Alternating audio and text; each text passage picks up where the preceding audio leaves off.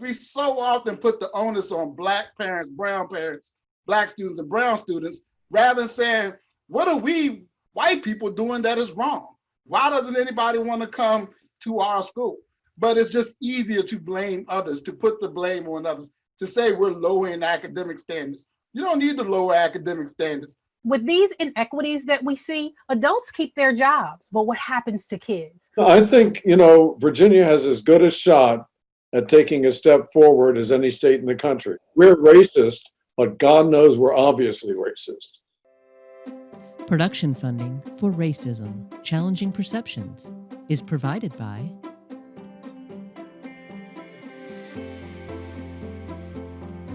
and by viewers like you. Thank you. Good evening. My name is Adrienne Cole-Johnson, and I am truly excited to welcome you to Challenging Perceptions, Equity in Education. This is the second of a series of conversations centered around systemic racism. We have a dynamic lineup of panelists that I know you will enjoy. And this month, we are collaborating with visual artist David Marion. David was born in South Carolina and now resides in Richmond, Virginia. At an early age, he found his artistic gift and developed a passion for creating. He has exhibited in galleries and museums in New York, Chicago, South Carolina, and Virginia, and is on his way to becoming a nationally recognized artist. David, thanks for joining us this evening. Thank you. My honor. It's a pleasure. Well, I'll say we've been deliberate about pairing our panels with artists that really speak to the theme. And with this theme being equity and the education of young people, we immediately thought about you as a significant portion of your work speaks to youth voice, empowerment, and strong images of children. So thank you for keeping that front and center. Thank you. Basically, I'm just inspired by everyday life, Black life. I'm a Black artist. I choose to do images of positive family images to just kind of depict the Black life. So I can find inspiration from any source. Like I literally go on Instagram and I can scroll through. I can find a piece that inspires me or an image that inspires me, and I'll reach out to that person and say, hey, do you mind if I paint that? And I've never been turned down. And you, if anyone, probably know better because I've taken a couple of images that you created and turned those into paintings. I love that you do that. I think there's a significant spirit of realism and just optimism in your artwork, whether in the eyes, faces, or images. And I love how you really take these real life experiences and make them into art. So I know we've got The Power of Knowledge and Rise Above. Tell us about these pieces. I'm really big on positive affirmations. I tell my children all the time that we try to remove can't from their vocabulary and replace that with I can. And the same thing goes with my art. So I'm really big on positive affirmations through the art. In my view, if you can see positivity and you can see yourself in a positive light, it'll create positive thinking, it'll create positive opportunities and just more positivity in your life. So when it comes to these two pieces, I just really wanted to pick two young boys, two young kings, as I like to call them, because they are two young kings. And just to let them know that they can do anything that they put their minds to. But education is the gateway to that.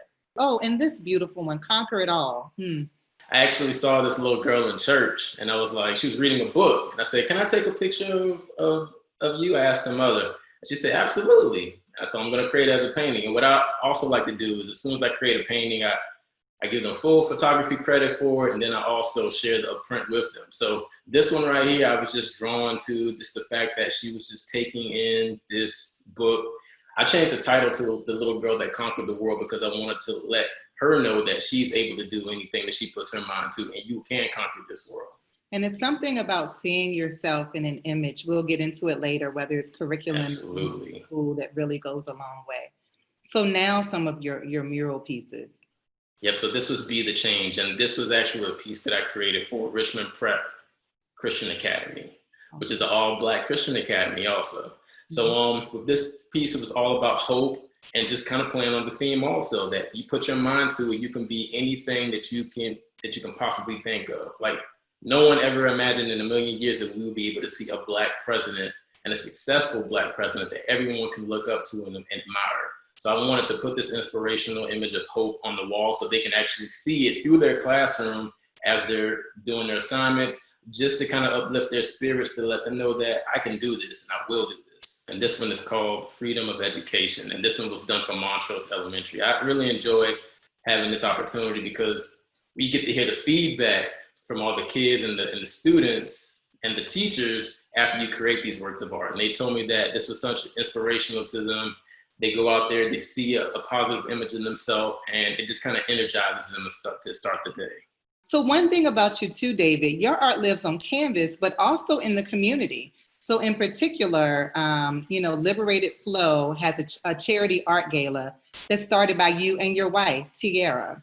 And so if you can please share more about the effort and how it aims to create equitable outcomes for students and schools.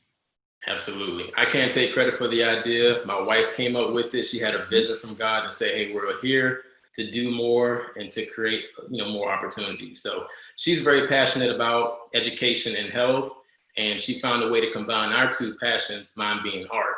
So what the gala aims to do is bring awareness to nonprofits that are doing great things in the Richmond area, and just kind of put a spotlight and a focal point on them, and we raise money for them. And this is by coincidence, but I have my mug right here. This is the first beneficiary, Nerd Squad, which is a literacy-based nonprofit group that aims to make reading fun for all kids and just aims to bring up the literacy rate among our youth.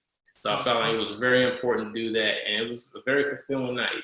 Yes, I'll have to say I was there and it was amazing. So thank you all for that labor of love. And also shout out to Nerd Squad that's doing some amazing work for our youth in schools. So last question for you, David. Personal question. As a father of two bright and eager boys, and we're about to kick off a panel about equity in education, what would you like to share? I was born and raised in Orangeburg, South Carolina, and I've had to deal with a lot of adversity in terms of like race relations. I've dealt with racism front on. I've dealt with people telling you that you can't do what you think that you can do. So I benefited from having a loving household, a mother and a father and friends and a sister that just really held me accountable and put a premium on education. So there wasn't an option for me. I was going to college. Yeah. And that's the things that we're instilling in our boys right now, knowing that you will have a lot of hurdles and a lot of obstacles that you will have to conquer, but together we're going to get through it. Even if you have to work 10 times as harder, the education is the gateway to that.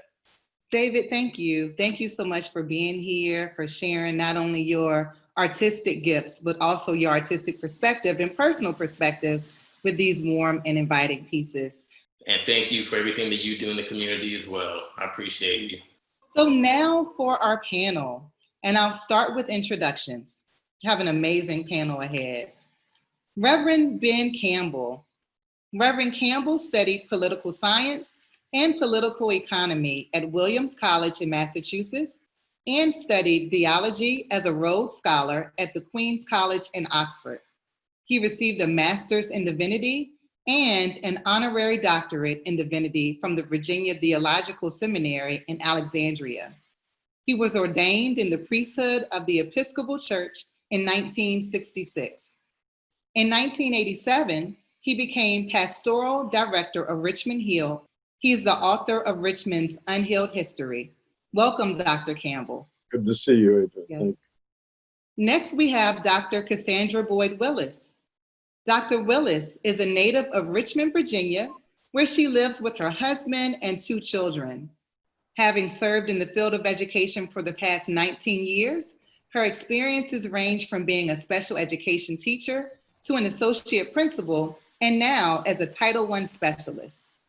Dr. Willis is also an adjunct professor for the Department of Special Education and Counseling at VCU, and has just recently assisted in chartering the Richmond branch of the Association for the Study of African American Life and History.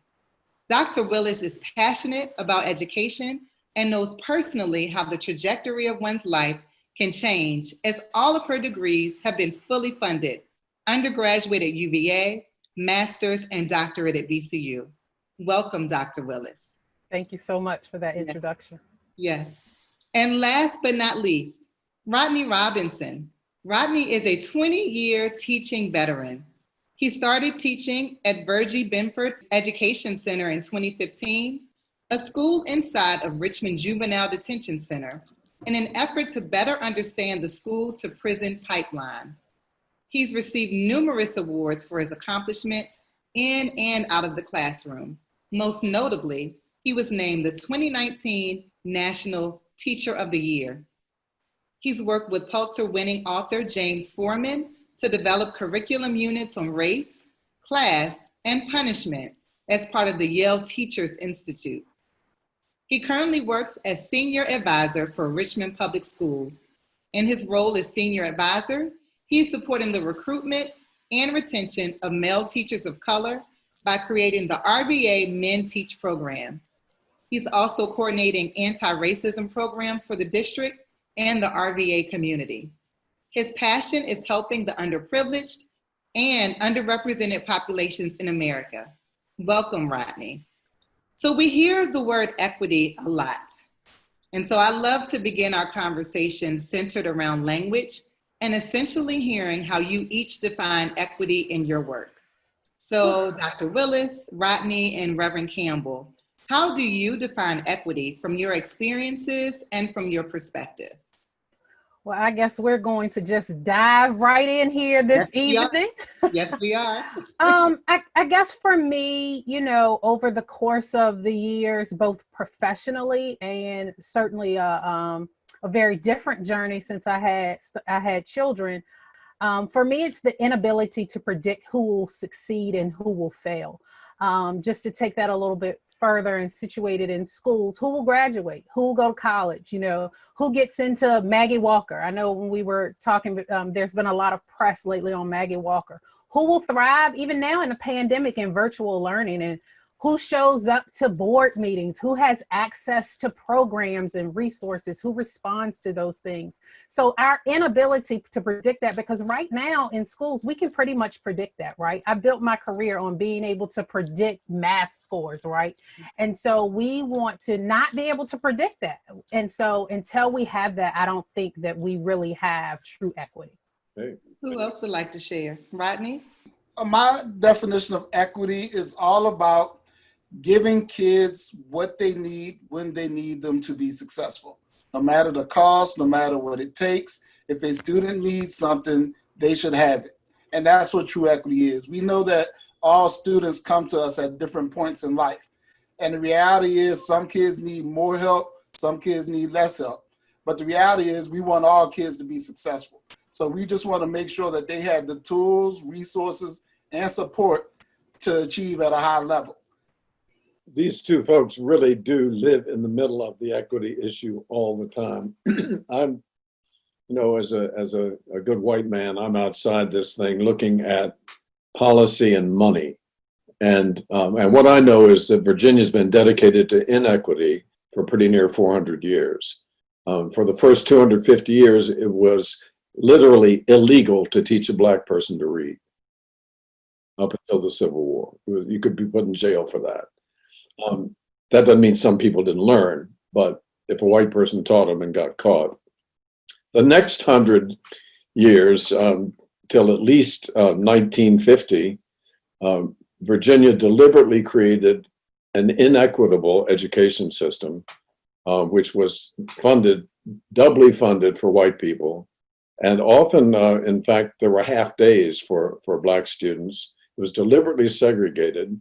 And the intention was to create people for menial jobs. No Black person was to be prepared for a supervisory job. White people were, and that was the system in Virginia. And then it kind of, as you know, comes up against Brown versus Board. Somewhere in America, they discovered a reform system about 25 years ago, and they pretended to create equity by slamming punitive tests onto schools and beating up on lower income schools if they couldn't equal the same test scores as the wealthy suburban schools. They did not help. And so today our schools are still de facto segregated in many ways and very inequitable in terms of the funding they need. Understand that to remedy inequity in a generation or two, you actually have to spend some extra money in the place that you have not been spending money for 375 years. And so that's what I look at. And you know, Reverend, thank you all for your perspective. Reverend Campbell, I love to stick with where you're at, just with this kind of historic perspective. And so I'll share one date, and I'm sure you can take it from there. February 25th, 1956. What does this represent? Well, it represents the man who ran Virginia for 40 years up until that date, who basically appointed every governor for 40 years, and who basically controlled every school board for 40 years, and who was totally dedicated to the segregation of schools. It's the date that Senator Harry Byrd, announced his belief in massive resistance. Here's this picture you can see now of Barbara Johns. This is our Civil Rights Memorial in Capitol Square. Barbara Johns in 1951 leads a student revolt in Moton High School, which is a really small and cramped building that the white school board of Farmville insisted that Black children had to go to. And she challenges that. And Oliver Hill, who's famous Richmonder, represents her, and her case becomes one of the 5 cases in Browden versus Board of Education. What happens is then that in 1956, after 2 years of Brown versus Board, Harry comes out and starts really using aggressive racist language to describe the need to maintain segregation, to stop race mixing, not to endanger the white schools. I have a little personal story on that. There were 133 school boards in the state of Virginia in 1955 and 56, and all of them were appointed by Harry Byrd or his minions, except for one. And that was a school board in Arlington County, Virginia, which had gotten permission from the General Assembly in 1948 to run its own schools and elect its own school board. And in 1956, in January, my mom happened to be the chair of that school board. And they announced publicly that they were going to integrate their schools without court order because they thought it was right and the court had asked for it.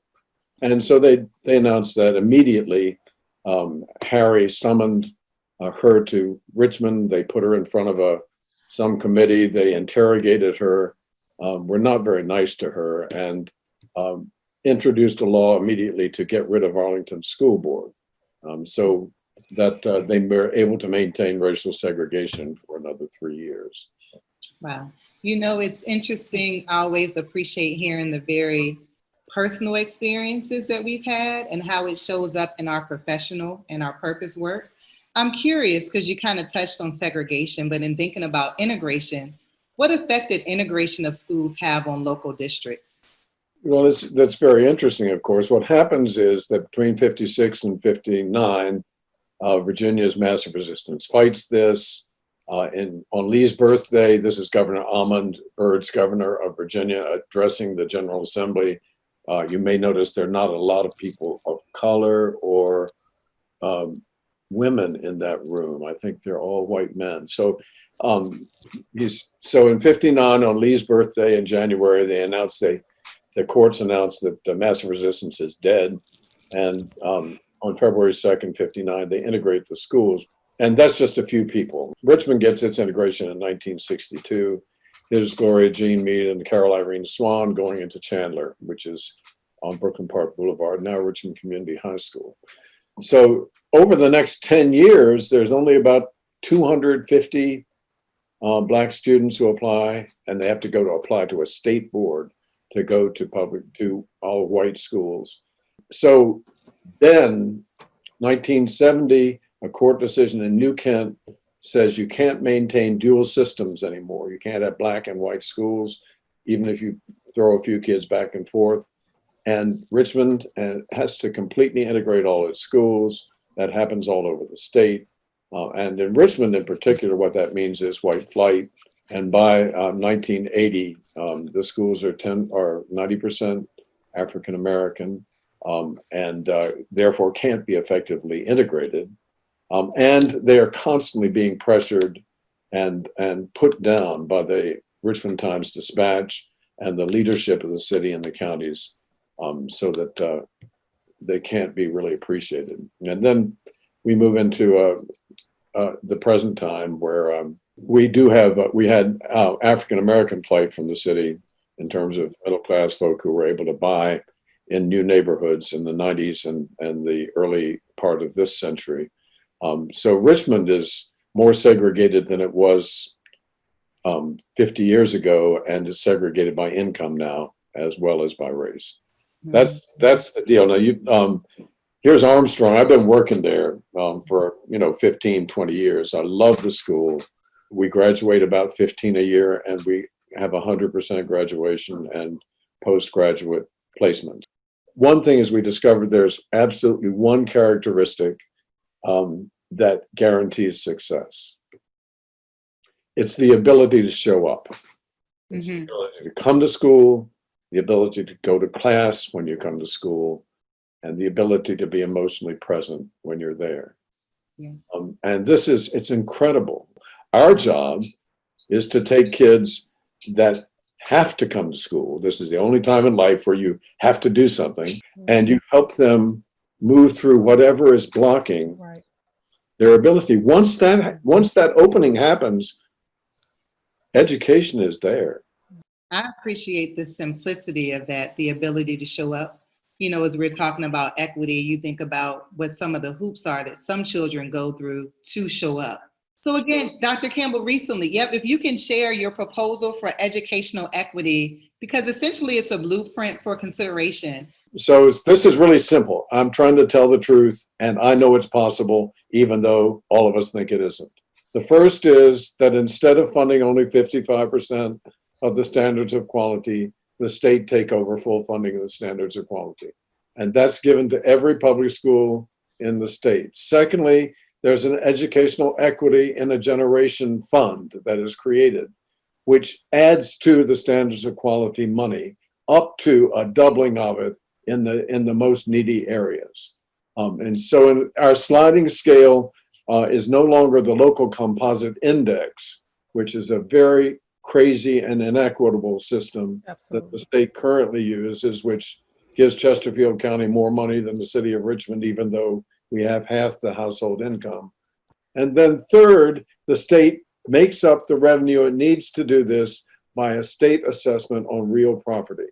Now, what that in fact does is exactly what was intended when people went after Brown versus Board, which was to make sure that proper funding being provided to white schools was also being provided to black schools. Like integration was an economic issue primarily, and by the separation of jurisdictions in American cities, and in Richmond and Virginia, this separation of jurisdictions enables wealthy people to have more money for schools, even though they don't need as much. And that is the really wrong thing. So that's the proposal. It would work. Can we do it? I don't know. Okay. Yep. All right. Dr. Willis, Rodney, thoughts on the proposal? But first of all, I'm a country boy from King William, Virginia. We got a word we like to call all of them. And he put it separated as all of them, but we say all of them. All of them. Because the reality is, you do whatever it takes for your kids to succeed. Yes. And right now, it's not working for a large number of children in Virginia. Everything has to be considered. Equity is not a program or a policy. Equity is a mindset. And part of that mindset requires attacking every inequity that you see in your school system. And while I'm all for extra funding, because gosh knows our schools are dramatically underfunded, that doesn't mean a thing if you're sending the funding to counties who honestly are racist and don't want to address their inequities. I remember when I won National Teacher of the Year, Dr. Lane and we toured the state, and we went to quite a few schools. And I'll be honest, I was not welcome in some of those schools. And so when I'm walking through those schools and I see pictures of the students and I see one Black girl who attends this school, I can only imagine what she goes through on a daily basis that affects her education. And so money is good, but if you're not having culturally responsive teaching, you're not using culturally responsive pedagogy, if you're not actually taking care of the needs of your most vulnerable population, and you're just using that extra money to continue things as is, then that's not equity. That's just more money funding the things that are inequitable. So we really need to look at the entire picture when we're trying to put in equity policies. You got an amen in the chat too, Rodney. Absolutely. Absolutely. Dr. Willis. And I agree 2000% with Rodney. I think all of those things are needed.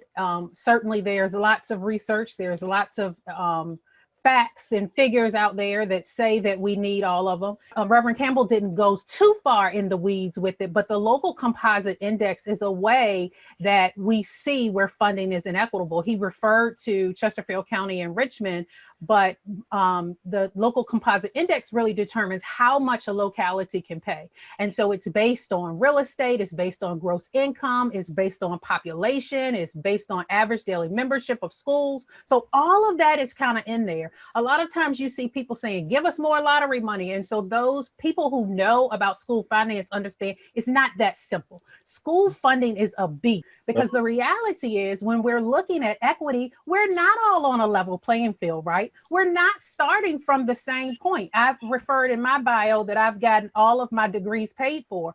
Yeah. That my education would not be possible if somebody didn't pay for it. We were not that kind of family. We didn't have those kind of resources. So for somebody else, that wasn't an obstacle. So when you look at things like school funding, you have to really know, you have to get in the weeds because things are hidden.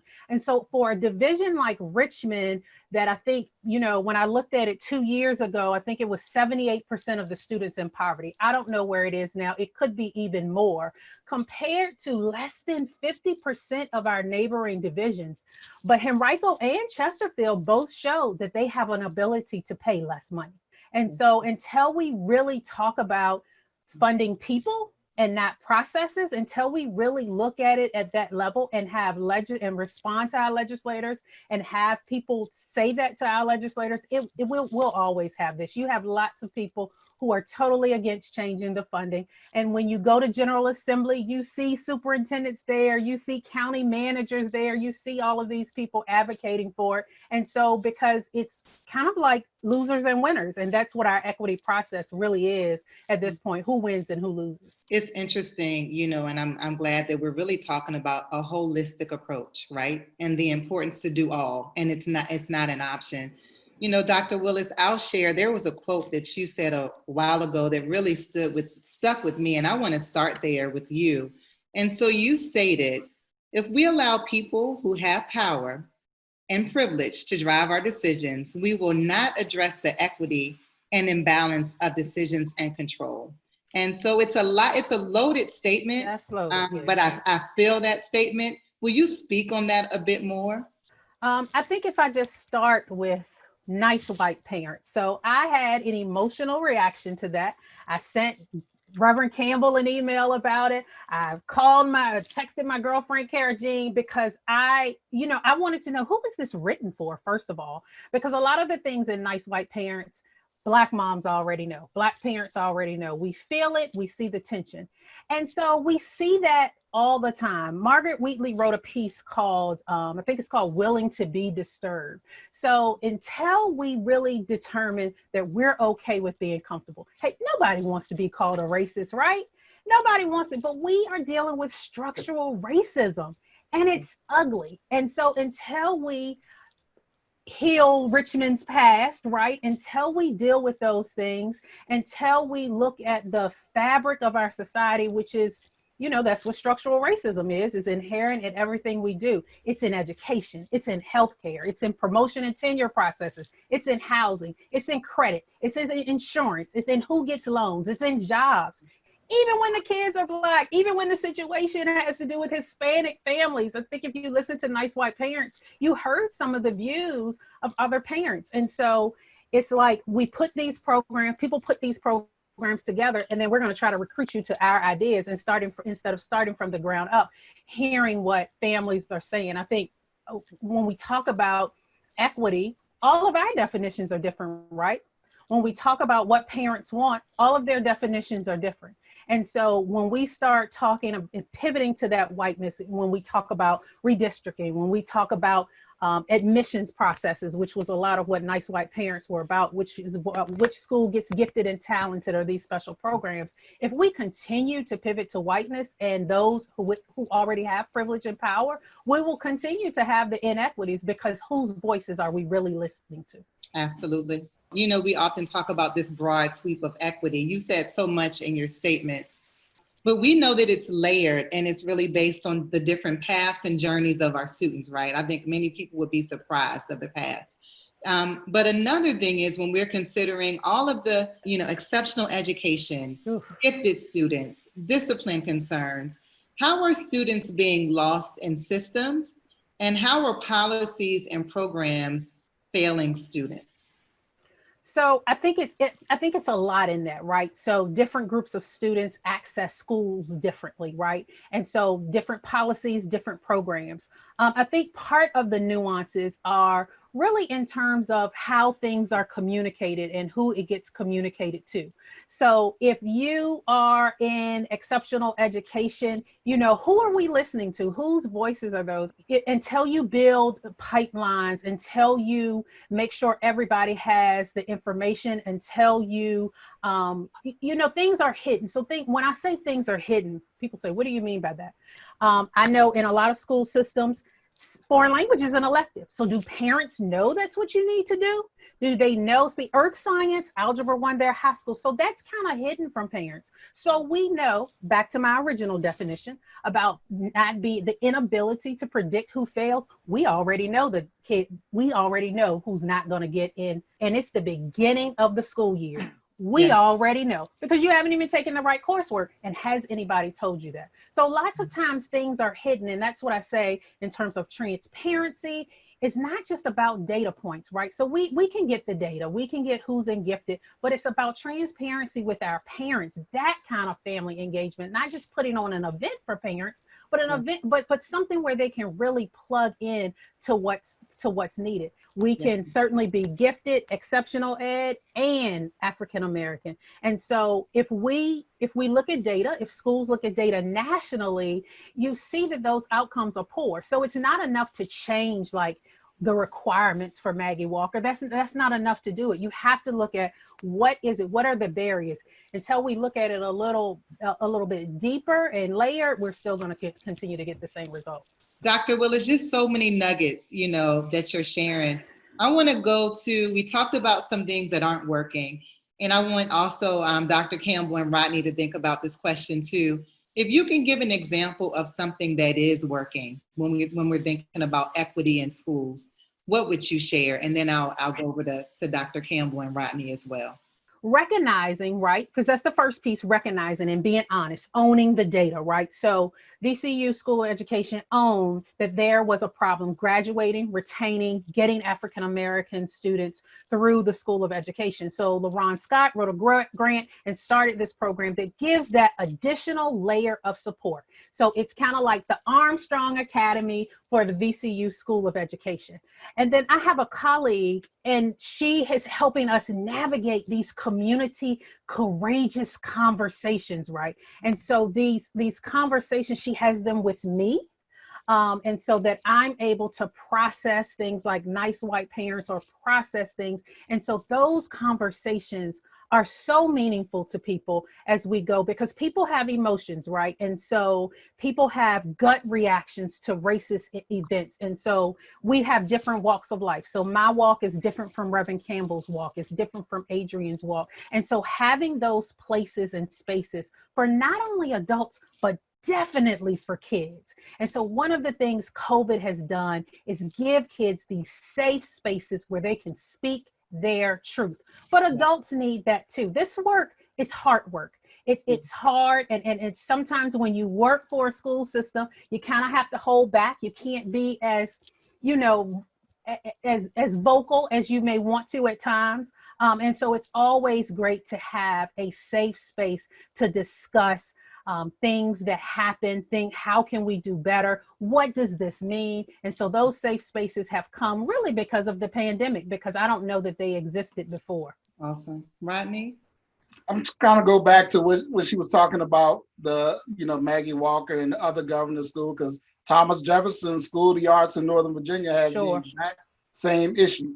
And really, where this conversation bothers me is that we all look at what do Black and brown families need to do to get into our schools, rather than saying, what do we need to do to make our schools inclusive environments for these students? I love Kenya Hunter's article, and I'm so happy to have a Black female in charge of education reporting at the Richmond Times-Dispatch. But her article posted the fact that Black students do not feel welcome here.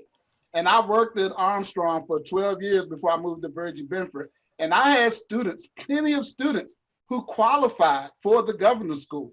However, they chose to come to Armstrong. They chose to go to the Richmond community to open high school because the governor's school was a racist environment that did not welcome them. And so we always say, hey, let's do this to build up Black students and Black parents so we can look at these numbers. How about you start working on yourself, working on your environment, and maybe the ones that qualify will actually get in, and therefore your numbers will look better. You don't need to lower academic standards. I've taught for 20 years, and I know whatever standards you set, any kid will step up to it if you support them and believe in them.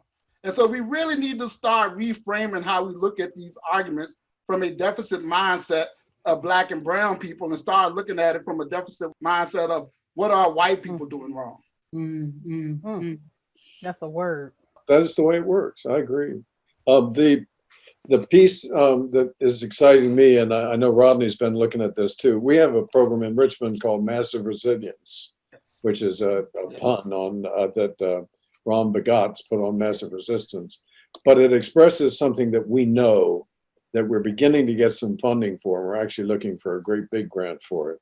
And that means urban trauma and restorative practices, dealing with trauma and restorative practices within the school setting. We've had a hard time persuading the state people who are overlooking Richmond to give us enough time to do this work. That's a whole nother conversation. That's a whole other thing. They're going to tell us what to do, even though they're not there. Then it also has culturally responsive mindfulness practices in schools. I mean, this may sound wild, but it really is what kids need. It helps kids center into their stuff. And this year, Ron told me that we have inaugurated community building circles and mindful moments in all of our classrooms, which is an enormous and important step forward. Yes, thank you. Thank you all. But we're going to jump over to our NTOY 19, National Teacher of the Year 2019, Rodney Robinson, an entire hashtag, right? If you follow him on Twitter. Rodney, we say welcome to you. And again, I'm so appreciative of you being here, shedding light in areas where you essentially live and work, considering your new role with RPS. So I would love to really start off with your new position as Senior Advisor with Richmond Public Schools. We've heard of it, but could you share a little bit more about the effort, where it originated, and exactly what you'll be doing in the new role? Well, truly, it's an equity position, and I think it's really brave of RPS when the time where districts are worried about economic concerns due to COVID, that they're still pushing forward with equity initiatives that they said they were going to do.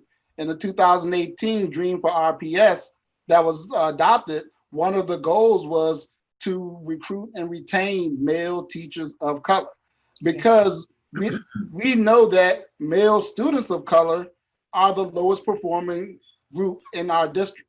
And we know the research, Dr. Constance Lindsay, even though John Hopkins took credit for her work, Assistant Dr. Lindsay, she said that if kids have teachers of color in elementary, specifically ethnic students, they are 39% less likely to drop out of school. And so RPS said RPS and so many other people are saying, wait a minute, that is the research that we all should follow.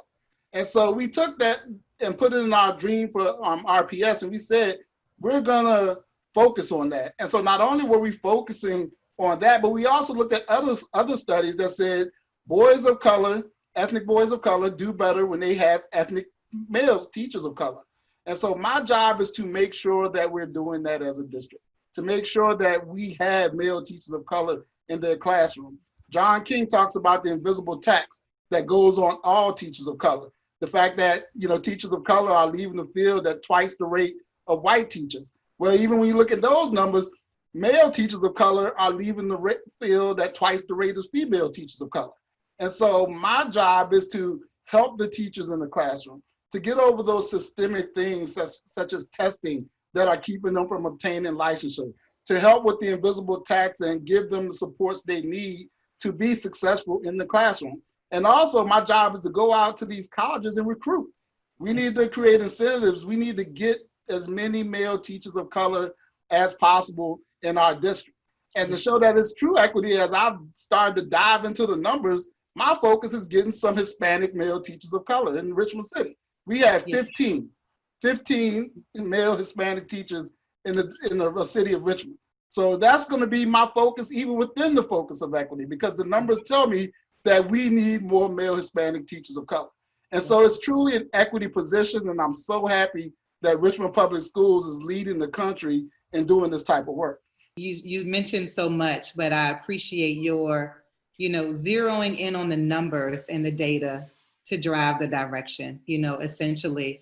Now, Rodney, you often talk about cultural equity and the importance of centering culture in the equity conversation. Will you share a bit more about what you mean by that?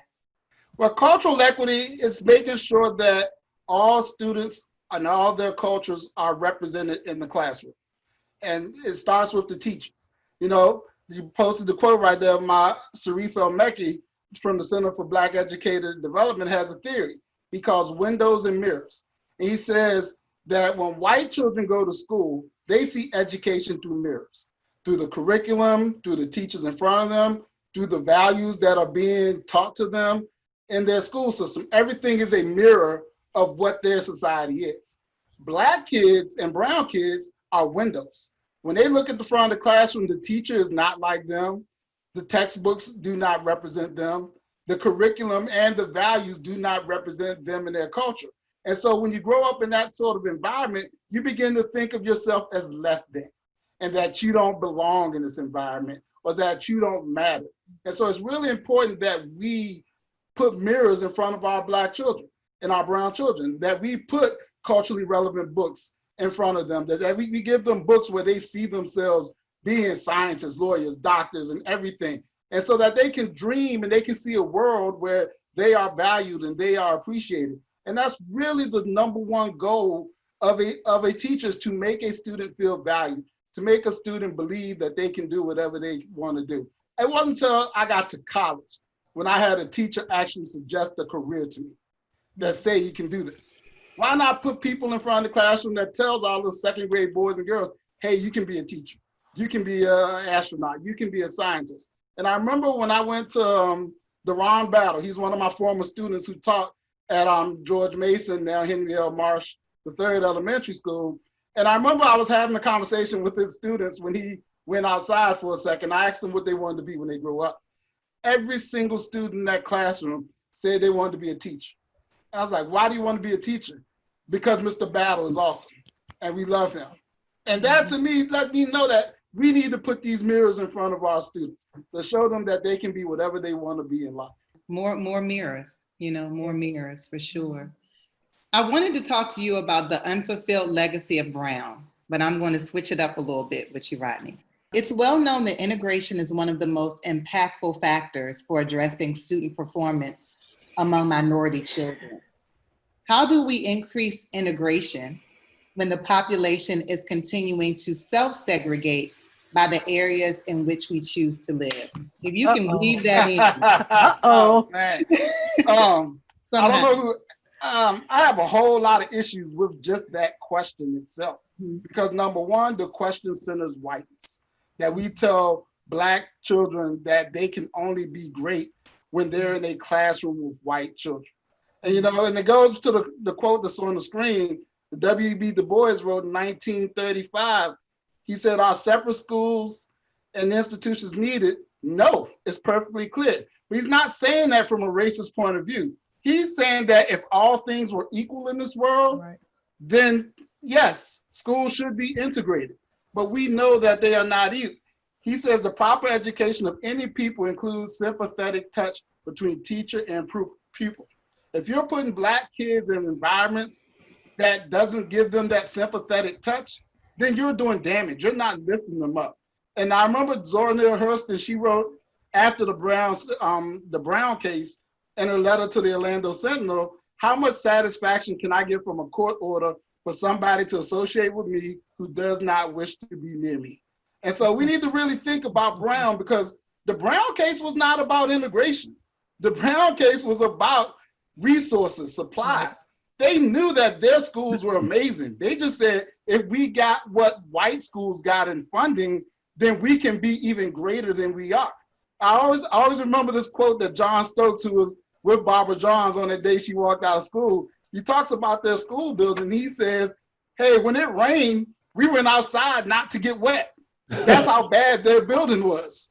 And so that was the point of this. And even if you go to Brown and you talk to Linda Brown's family, their case wasn't that they wanted to go to a white school. The white school was 7 blocks from their house, while the Black school that they attended was over 7 miles away. And so they said it was dangerous for her to go that far to go to school. It wasn't about integration. It was about getting the funding necessary to make Black schools great. And if we really start to look at that, that is the unfulfilled legacy of Brown. Walker wasn't built until Armstrong had been overcrowded and they had to go to double shifts in Armstrong. And so that has always been the fight in the city of Richmond, is proper facilities for African Americans. It wasn't about integrating schools. That conversation got hijacked. And I really think if we want to have an adult conversation about Brown versus Board and the unfulfilled legacy, we really have to start looking at what were the initial intentions of the plaintiffs in the Brown case. So Adrienne, my feeling is that we've not gotten serious about this as a community, that the stuff that we've been doing since Brown has basically frittered away our energy. In fact, what the real attention has to be to effective, equitable schools, each school being that. And I think integration, if desirable or appropriate, will take care of itself. People won't have to run from some school that they're assigned to, or in their mind that that's what they're doing. And you won't have people running over to the side of the boat to a new subdivision because that's the only place they think their child can be educated. I think it's about quality being pursued and funded, and we have not been serious about it. We're playing games on it. Panelists, you all have been amazing and have really had us thinking about a lot in this conversation. So we have kind of tiptoed into our Q&A already. What would be your advice to parents and staff who recognize inequity within a district and school, but they fear retaliation for calling it out? First of all, I always say I work for kids, right? So I don't work for adults. I work for kids. And so I center my work on children. And so if I see something, say something. Now, is it comfortable? No. I have colleagues, I have peers, I have, probably family members who think, yeah, you need to bring it down. But who wins in the end? What happens to kids when we're graduating them and they cannot read?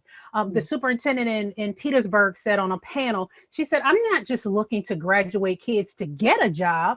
I need them to have a high paid job, a job where they can take care of their families and have a nice standard of living. Going back to what Rodney said, what do kids need? The other thing is, if you're a teacher, what are you teaching kids? Like, we're more than boycotts in basketball. So what books are you reading, right?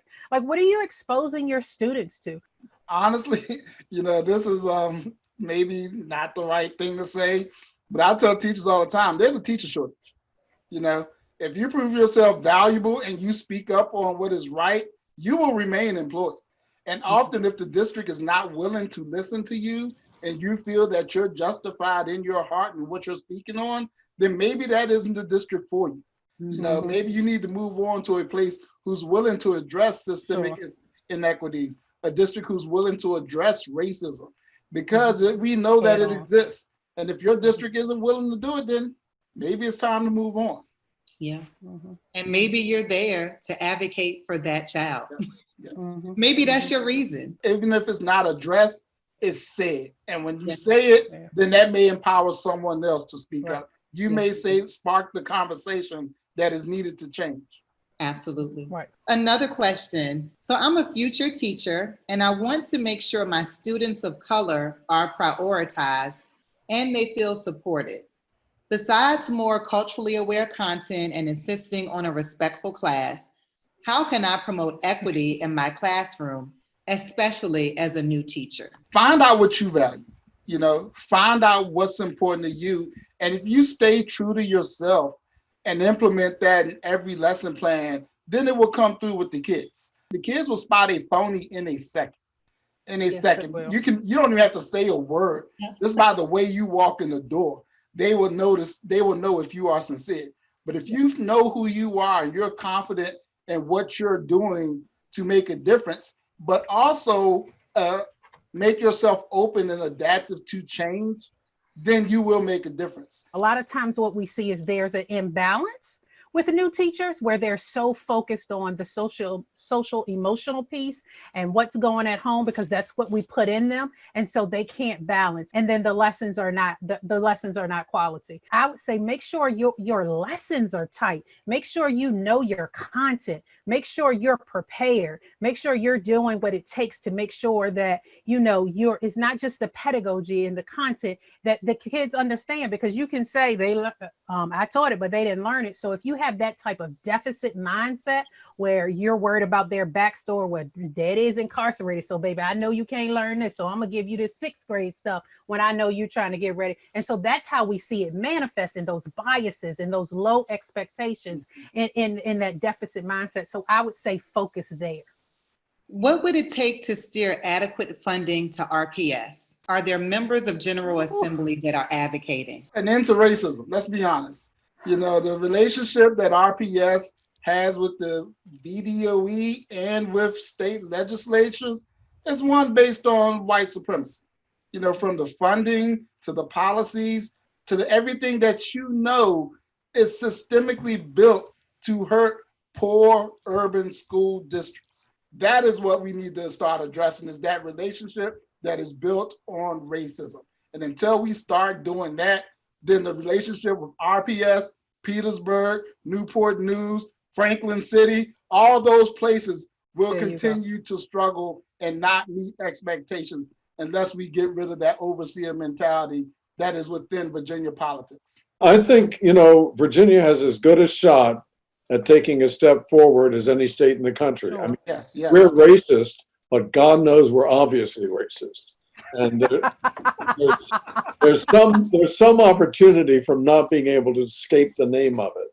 And I think it's a major step, but I would love to see that be the step toward constructive reparations that we take, which is to actually try to create equity in our school system. And I think it's possible. I think we have an opportunity. We also have some pretty strong Black leadership in the General Assembly today and at the state level that we've never had before. And that's so we have at least 1 year before another election that we need to look at. Look at who's in power. Look at who's at Virginia Department of Education. Look who's in your school divisions. Look who's in instruction. Look at, if you have an equity office, look who's there. You have that same group of people oftentimes with that same type of mentality making the decisions. So the spaces, we can talk about this all day. The spaces aren't diversified. People are doing it from their vantage point of privilege and power. So do you have women there? Do you have, LGBTQ represented? Do you have, it's not just about race. Do you have Hispanics? Do you have anybody that speaks another language other than English working on the ESL curriculum? Do you have Black mathematicians, Hispanic? We built this country, right? So certainly we knew about mathematics. But we don't have that represented because we don't have people that have a vested interest in that in those places. It's the same thing. Tell your story to your legislators. Tell that story, because that's what they hear. That's what when you go to General Assembly, that's all the constituents come up and tell their story. But those spaces aren't often diversified, right? I'm gonna let it go. Yeah. For disclosure, I think the State Department is doing a better job than they have in person One thing I do remember is that when I was with Dr. Lane, touring the state, there was an obvious act of racial aggression. And I saw him call out the superintendent of that county, the county board of supervisors, and literally say that you are the school, you set the standards for how the people in this county think. And so to me, to hear that coming from one of the state leaders was just breathtaking, And so even though we've made a lot of progress, we still have a long, long way to go. Sure. And I know that we can continue the conversation, but I'm looking at each of you, Dr. Willis, Dr. Reverend Campbell, Rodney, thank you all so much for your expertise, for your professionalism, for your realness, and for the action that you have provided in Richmond and throughout our counties for students, and for kids. This was a very rich conversation. We're going to ask that you all continue it on Twitter. Keep talking about it. This is really just to spark dialogue. And have a great evening, and we'll see you again soon. Thank you. Thank you all. Thank you. Thank you. Production funding for Racism, Challenging Perceptions is provided by